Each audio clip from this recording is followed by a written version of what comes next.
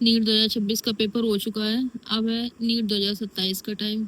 बहुत सारे लोग सोच रहे हैं कि ड्रॉप लें या ना लें। मुझे क्या कर रहे हैं मैं वो अगले वीडियो में बताऊंगी, लेकिन अभी यहाँ पे समझिए कि रोड मैप क्या है। हर बार ड्रॉप लेना सही भी है या नहीं, रियलिटी चेक क्या है कि देखो, नीट देख देख के सब लोग तैयारी करने लगते हैं। मुझे देख के ही मेरे जानने में बहुत सारे लोग आए और चले गए।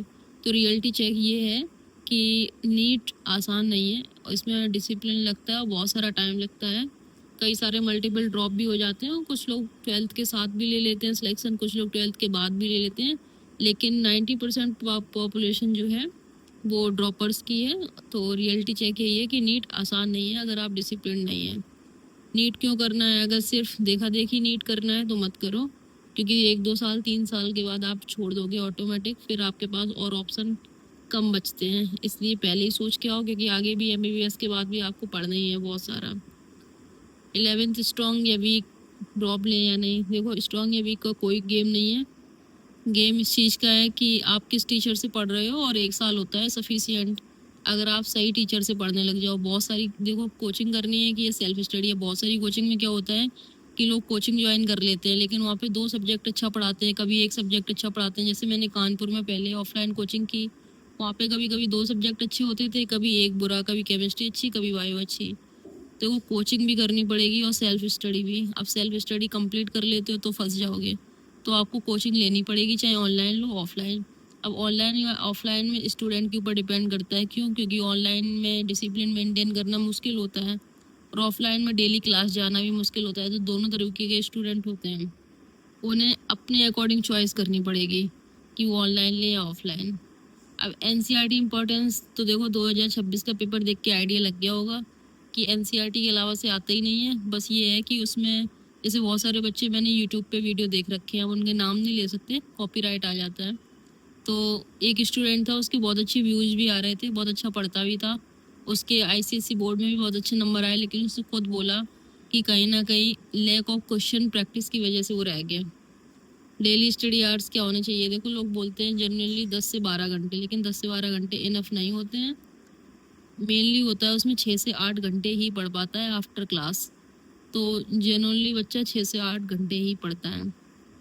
सब्जेक्ट वाइज स्ट्रेटजी बहुत ज़रूरी है कि आपको किस सब्जेक्ट में, क्योंकि ये डिपेंड करता है स्टूडेंट पे कि उसको फिजिक्स आती है, केमिस्ट्री आती है, बायो आती है। जैसे मेरे साथ क्या है कि मुझे बायो बहुत अच्छे से आती है, तो ये डिपेंड करेगा कि आपकी सब्जेक्ट वाइज स्ट्रेटजी क्या होगी। जो आपको सबसे वीक पॉइंट होगा उसको लेके आपको चलना पड़ेगा। सबसे ज़रूरी है टेस्ट सीरीज, क्योंकि आपको क्या आता है और आप कितनी जल्दी उसको डिलीवर कर पाते हो, क्वेश्चन पढ़ के कितनी जल्दी आंसर कर पाते हो, आपके क्वेश्चन पढ़ने की स्पीड क्या है। तो ये डिपेंड करता है टेस्ट सीरीज पे, क्योंकि आप टेस्ट सीरीज लेते हो, वहाँ पे 10 बच्चों से कंपटीशन होता है, वहाँ से आप डिपेंड करता है। बैकलॉग मैनेजमेंट बहुत ज़रूरी है, क्योंकि स्टार्टिंग में अगर आप लेट बैच ज्वाइन करते हो, फिर बीच में आप ज्वाइन कर लेते हो, तो फिर इससे क्या होता है, बहुत सारे लेक्चर छूट जाते हैं। फिर क्या होता है कि आप सोचते हो कि आगे पढ़ेंगे, इससे अच्छा हम पीछे पढ़ लें। तो जब आप पीछे पढ़ते हो ना, तो आगे वाला छूटता चला जाता है। चलो थोड़ा लेट भी किया है तो क्या करो कि आप जहाँ से लेट ज्वाइन किया वहाँ से आप आगे के लिए पढ़ लो, और पीछे वाला धीरे धीरे बैक करते रहो। तो ये बैकलॉग मैनेजमेंट ऐसा है, लेकिन आपको बैकलॉग ना करना ही आपका सिलेक्शन होगा। बैकलॉग हो जाता है तो कहीं ना कहीं 2-4%, 10% चांस बैकलॉग में आपके सिलेक्शन के ख़त्म हो जाते हैं। मोबाइल डिस्ट्रैक्शन से आपको बचना है, जो कि जानते ही हैं आप कि कैसे बचना है। कि आपके मोबाइल में जो कंट्रोल होता है उसमें आप देख लीजिए आप कितने घंटे यूज़ करते हो। कंसिस्टेंसी देखो बहुत ज़रूरी है। अगर आप डेली नहीं पढ़ते हो, 2 दिन पढ़ते हो, 2 दिन नहीं पढ़ते हो, तो वो जीरो हो जाता है। इससे आप सिलेक्शन की रेंज से बाहर हो जाते हैं। अब देखो, कुछ बच्चे 11th करते हैं, 12th करते हैं, तो आपको डमी स्कूल लेना है, रेगुलर, ये टोटली स्टूडेंट पर डिपेंड करता है कि वो किस तरीके की हार्ड वर्क को कर सकता है। अब मेंटल हेल्थ एंड बर्नआउट ये बहुत ज़रूरी है। देखो, मेरे साथ में बहुत सारे लोग पढ़ते हैं जो 1-2 घंटे पढ़ने के बाद ही एकदम बेहोश होने लगते हैं, और कुछ लोग हैं जो 4-4 घंटे भी पढ़ते रहते हैं। तो ये भी स्टूडेंट पे ही डिपेंड करता है, और डिपेंड करता है इंटरेस्ट पे। रिवीजन स्ट्रेटजी बहुत शार्प होनी चाहिए कि आपने जो 2-3 दिन पढ़ा है उसको प्रॉपर रिवीजन करना ही पड़ेगा, तभी आप इसमें सक्सेस हो सकते हैं। अगर आपने 1 महीने का सिलेबस पढ़ लिया उसके बाद नहीं रिवाइज किया तो आप समझ लो गए। ये लिखा हुआ है last 6 month plan. Last 6 month में देखो सिलेबस ही ख़त्म नहीं कर पाते हैं टीचर 6 महीने में, तो इसीलिए मैंने लिखा है कि लास्ट 6 मंथ प्लान करके भी वीडियो आने लगते हैं जब 6 महीने बीत जाते हैं। फिर 3 रह जाते हैं, 5 रह जाते हैं, तो टीचर्स अपनी वीडियो बनाने लगते हैं। देखो वो सब एक ट्रैप होता है। रियलिटी यही है कि आप साल भर ही पढ़ना पड़ेगा, 6 मंथ का कोई प्लान नहीं होता है। हाँ, 6 मंथ की प्लान में ये कर सकते हैं कि जैसे आपने 6 महीने तक जो सिलेबस पढ़ा है उसको डेली इतना तेज से रिवाइज करें कि 6 मंथ तक आप पूरा 6 महीने का सिलेबस रिवाइज कर लें।